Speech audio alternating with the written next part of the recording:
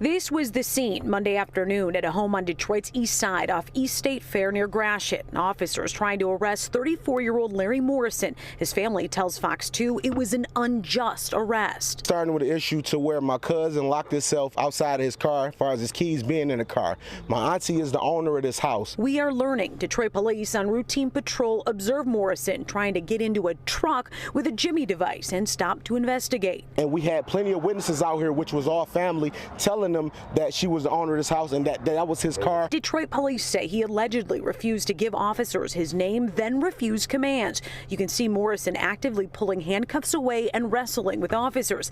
Then it escalates. People standing by jump in and on the officers. It appeared that a crime was being committed, which led them to the investigation and into this incident. Detroit Police Deputy Chief Melissa Gardner says the incident is under review by the Detroit Police Professional Standards Bureau, and the officers are on administrative duties per normal in these situations. During the encounter, officers did not fire their weapons or deploy tasers. One officer had his weapon at a low ready. The commander says because a dog was nearby that residents were encouraging to be let off his leash. We will look at all body cam footage and see if there are situations of training that need to be addressed, or if these are situations where discipline may have to be administered. Larry Morrison, who is at the center of this whole situation, he was taken into custody but later released with no charges pending. Now, as for the other folks that were out there, even the ones that got involved in the arrest, no charges pending for them either. Jessica Dupnack. Preliminary information right now in regards to an investigation. We have limited information that we can share at this time. However, we had an incident that happened in the 14900 block of East State Fair at approximately 5 p.m. on last night. Officers were out on routine patrol when they observed an individual trying to get into a vehicle utilizing what appeared to be a Jimmy device. The officers began their investigation based on reasonable suspicion that a crime was occurring or had been committed. From what we know now, the individual had refused to give the officers his name. The officers tried to detain the individual, and the individual continued to be uncooperative.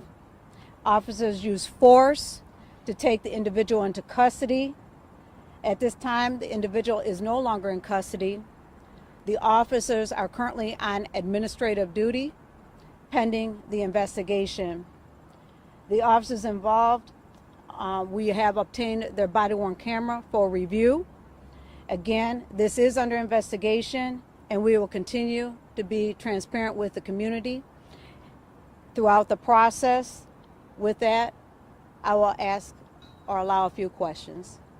Family out there told us last night that there were several people, witnesses out there willing to tell or trying to vouch for him in some capacity. Does body camera footage reflect that at all? So I have reviewed some of the body cam footage, and you do see several individuals engaging the officers while they're doing the investigation. And again, this is an open investigation, so I am very limited on the information that I can share. We spoke to the family, and so they've got several questions, but I'm just going to pick two of them. One is, because I'm assuming you've seen the body cam footage, you've also seen the footage that's on social media. So the family wants to know, were the protocols and the training followed? So again, because it is an open investigation, I'm very limited on what I can share at this time, but I do know that we will look at all body cam footage and see if there are situations of training that need to be addressed, or if these are situations where discipline may have to be administered. Another thing that the family was also asking is, they mentioned about one of the officers who was present there was really courteous with them. They asked them the right questions, listened to their concern, and they were praising that officer. He was from Gang Squad. They don't know his name, but their thing is they need more officers like that, because right now the community, or at least they feel, the family feels like the police officers are out to get them. How do you answer that? So it's good to hear that they did find some positive in a situation that appeared to have some issues and concerns. And one of the things is we do training, and we continue to do training. And when we have situations where we have to look at how the officers are trained, do they need additional training, and then we make sure that that is being administered. And each situation is unique in and of itself. And when we look at time of day, circumstances that led to the investigation, and then what we try to do again is to make sure that we look at these situations and determine the best resolution for them. Regardless of what happened and why we got to this point, during one of the videos we saw some community members actually bear hugging and grabbing officers, trying to kind of break things up. As far as you understand, I mean, was there any taser deployed, weapon deployed? I mean, it seemed like there was some restraint used at that point in time by the officers. Yes, and there is a lot of video that we need to go through to be able to determine the actions that were taken, not only by the officers, but by the citizens that were there on scene at the time.